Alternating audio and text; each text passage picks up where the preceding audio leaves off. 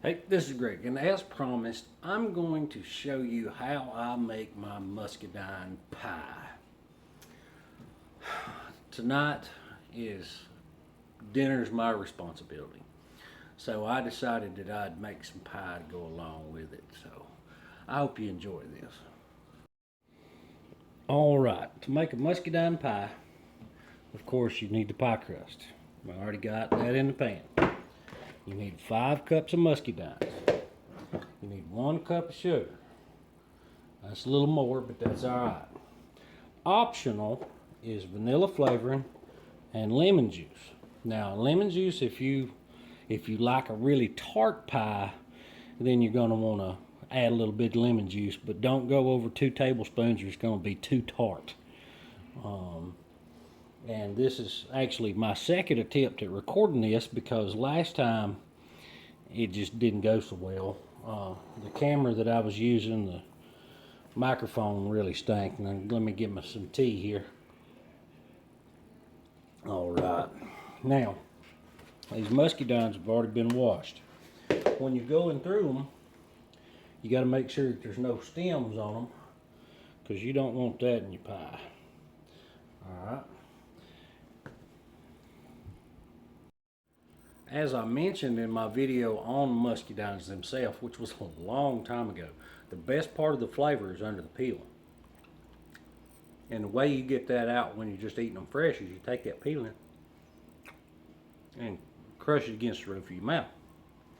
Now for the pie, we're actually going to use the peelings in the pie, but we got to cook them down that way they get soft enough to be edible. There are seeds in the muscadines, anywhere from 2 to 4 seeds in each berry, and you don't want those seeds in your pie. So let me show you the process and we'll get this done, okay? All right, so it's very important that you get the pulp out of these berries because that's your first step. And well, that one just shot right out. You're gonna put your peelings in another bowl. All right, your pulp is kind of a green, kind of mucusy almost looking thing, but don't let that gross you out. That's good stuff. Now you'll see if I squeeze that, you get a little bit of color, but you got to get all of that pulp out, and then we're going to cook this down first, and I'll show you through, but I'm not going to make you go through me getting all that pulp out. All right. So we got our saucepan of pulp and juice there. We got our bowl of hulls. Now there is one thing that I forgot to mention. You're going to need some way to get all of those seeds out of that pulp once it's cooked down. Now this is a vegetable steamer pan and that'll work just fine. A colander, one of the old colander juice extractors that had the wood pedestal in it. But you got to make sure that the holes are small enough that the seeds won't pass through it. Now, I'm going to go ahead and add the sugar now when I'm cooking it down, and you'll see what I'm doing here. Now we're going to cook this on a medium-high heat just long enough to break down that membrane melt all that sugar. You're going to want it to start off to come to kind of like a light boil. It'll take a little bit, not too awfully long. I'll get back to you in just a second. All right, it started to boil a little bit. Now we want to keep this stirred. See how that pulp is starting to turn a little white. We want it to completely break down. Now I've already said that I'm in charge of supper tonight, so I'm multitasking. I got chicken in the oven at the same time. We're going to cook this for at that heat for say 5 to 7 minutes. We really want it to break down. It may be as much as 10. Now I'm not real good with recipes. Everything that I do, I've made up myself, and I've had people ask me to write them down, and I have. But I just, I kind of taste and change as I go. Now there's a reason for that. The flavor of muscadines or tomatoes or strawberries or whatever will change year from year. The weather that year, the temperature variations, how much water you had, whether or not the plant went through any stress, all of those are going to change the flavor at least a little bit. And as a result, that's going to change your finished product just a fuzz. Now, a lot of people wouldn't be able to notice the difference, but I can. I just do. So I tend to pay real close attention. Now I'm going to turn that heat down just a fuzz. Ooh, don't do that. I don't want to lose any of that. Oh, it's already smelling good. I don't want to lose any of that goody. All right. So, you know, as it's cooking, look at there. Some of that sugar got out. That's going to be funny, isn't it?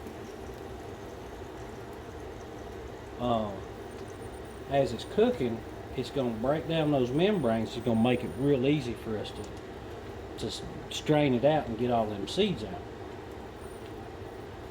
I'm going to drop that just a little more. And it's going to make a mighty fine pie. Now, for those of you who don't like using sugar, you can use honey, you can use maple syrup. I don't think you could pull off using stevia. I just don't. You could use hickory syrup. You could use early sycamore syrup, and I wouldn't use black walnut syrup either, because its flavor, I think, will take away. Anytime that you're going to change your sweetener, it's going to change the flavor just a little bit. Using maple is going to change its flavor just a fuzz. Honey won't change it too much.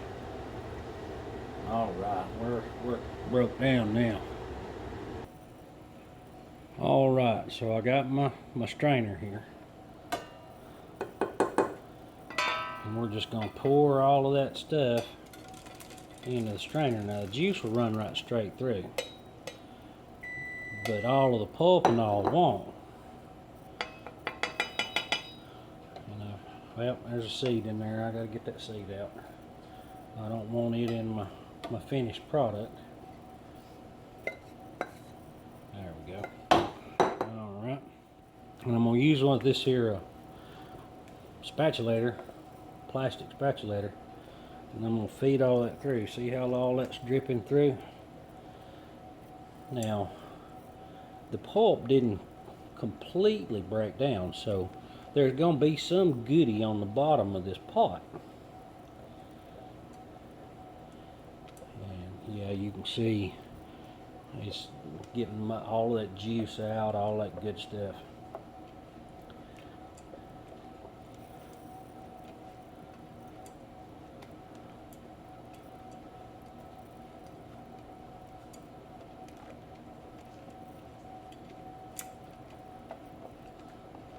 See, it's getting down to the bottom now. Now I can hear some of you, especially you thrifty, extra thrifty folks, thinking, man, all them seeds. I wonder if I could plant any of them seeds and them come up. I don't honestly know. I have a feeling that the heat has killed the seeds. Alright, we're getting there. I see you got your stuff down there. Alright. Now I have not added my vanilla flavor, and I add it last. I mean, I know that the alcohol is going to evaporate off due to the heat, but if I add it too early, I feel like part of the flavor leaves, and that may or may not be true. That's just my own personal thought process. I would add my lemon juice at the original, but these berries are a little tart anyway, so I didn't really think that I needed them this time. Like I said, the recipe's always changing based on the flavor of the fruit or vegetable or whatever I happen to be using. Alright, you see we got nothing but kind of seed goop, and then on the bottom we got some goody down here. We're gonna scrape all that goody off because we want it in there. We want it in our stuff. We don't want it on the bottom of the pan. Alright, now I've transferred all of that stuff right back to that same pot. I don't like getting too many dishes dirty if I can avoid it. As this heats up, it's going to turn all that juice into a real nice purpley color, and it's going to make all of those peelings soften up. Kind of like your cherry pie. You know, they bake all of it in there together, and they do it so long that the cherry peelings they get soft enough that they can eat. Well, it's the same basic concept. Now, when we get done, though, realize that the filling is already going to be cooked. So when we put it in the oven, all we're really doing is cooking the crust. That's the only thing that lacks being cooked. Now, I will not add my vanilla flavoring, like I said, until the last little bit before I transfer it over. I'll show you that too. And it'll be good stuff, I guarantee. Yeah. Now, you may be asking, hey Greg, where did you learn how to cook? Well, I'll be honest with you, my mom and my dad and my grandfather all had a hand in that. Dad was a sweets cooker. Man, he could make fudge and almost any kind of sweet there was. And Granddad was the wild game cooker. And then Mom cooked everything else under the sun. And I helped him as much as I could. All the time. My dad said that he never picked up a tool what I wasn't in the way trying to see what he was doing, trying to learn how. And that comes in handy. It's going to take a minute to warm back up here. Now when I get done though, I want to point out that when I get done with this, when this cools, what's left on the side of the pot is going to be like a jelly. We're actually congealing the fruit, the pulp, and the sugar to make that really nice syrupy pie filling. And a lot of people don't realize that most fruits have pectin naturally. A lot of them have yeast naturally. You can actually make wine without having to add any yeast, depending on how you handle your fruit. When you find a piece of fruit that's got like a powdery sheen on it, a lot of times that with grapes, that's normally pectin. And pectin can be on the inside of like little young grapes. There's actually, somebody's got a recipe out there how to make your own homemade pectin from unripe grapes. And then on like plums and things like that, that powdery thing on the outside is actually your yeast if you're deciding to try to make wine. Now, my dad has said that he's going to make some Muscadine wine this year. I don't know if he will or not. Man, that's good stuff. My wife really likes a sweet Muscadine wine. She don't like it too dry, which is fine with me. There's some of that stuff that's just garbage, but that's just my flavor, you know. I'm not putting anybody else down because I wouldn't dare do that. Not for a flavor anyway. Alright, we're going to let this cook a little bit more and then we'll get back to you again. Alright, now, right about this point, you should be able to see that that juice has turned purple. And those peelings are starting to get soft. This is the point where I add my vanilla flavoring. Now, I measured this out earlier just so it'd be easy. Get everything out of there. And just mix it in there. I'm gonna let it, oh yeah, that smells good. I'm gonna let it cook a few more minutes. Now you'll notice I don't know if you can see that or not. I'm gonna move you up a little. You might notice there's a little bit of foam forming in the corner. That's normal. Nothing to worry about. If I was making jelly, I'd scrape all that foam off, because you don't want that foam in your jelly. Of course, I've had many jars of jelly with the foam in it, and it didn't hurt me, but it just doesn't look as good. Man, yeah, look at that syrup. Oh, yeah. So that'll be real good. I'm going to turn that heat up just a fuss. And it's only likes a couple more minutes, and that'll be mighty fine. Let me tell you, mighty fine.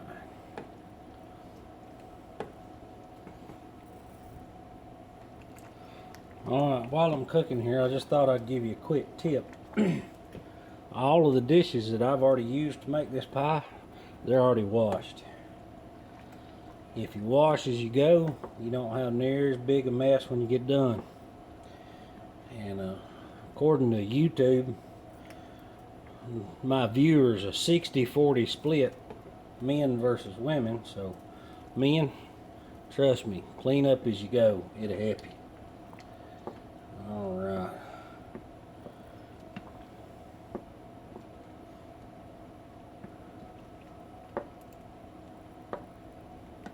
That's nearly there.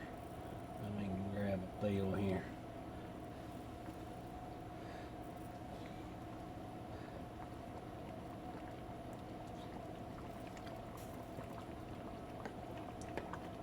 A little bit more. Man, that's good. So, based on that peel, I got about 2-3 more minutes. Oh yeah, that'll help you out. Now, the chef is always allowed to taste what they do. That's just a rule, and if it hadn't been written down, somebody needs to write it down. But you want, when you take one peeling out to taste it, you want it to be a little chewy, not soggy, but you don't want it tough, because those peelings are pretty thick on muscadine. Now I'm going to tell you a little bit of a story. I told you I've already done this once. And the camera stank. I was going to return it, but it's past the return date. So look for a nasty review soon, I reckon. Well, I got done, fixed it, everything was pretty. Oh, I made the crust all pretty. As fancy as I can be, you know. And, my daughter, she took one bite of it and said, "When you gonna make this again?" that's a pretty good endorsement there. And I've already told you that I'm multitasking. My tea's fixing to go off here in a minute. I'm here at percolating.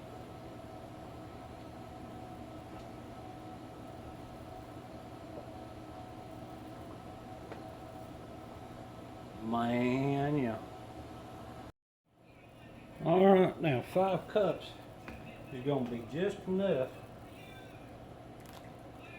Fill up that pie pan right there. Now, it's a 9-inch pie pan. I want it all level out. Now see how juicy that is? As that cools, that'll congeal. Let me look here. Oh yeah, you can see it. See, that's kind of almost a gelatin. And then you take your top crust, which I got over here.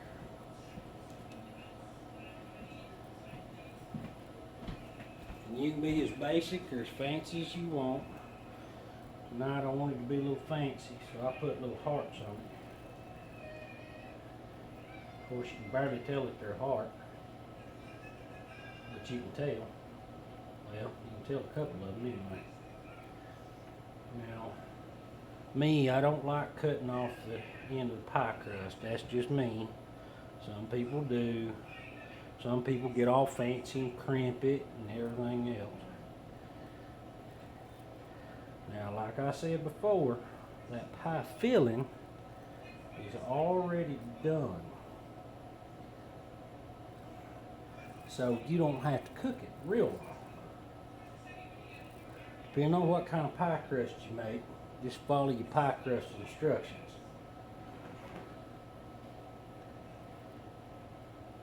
This is at 425 for, I think it's like 8 minutes.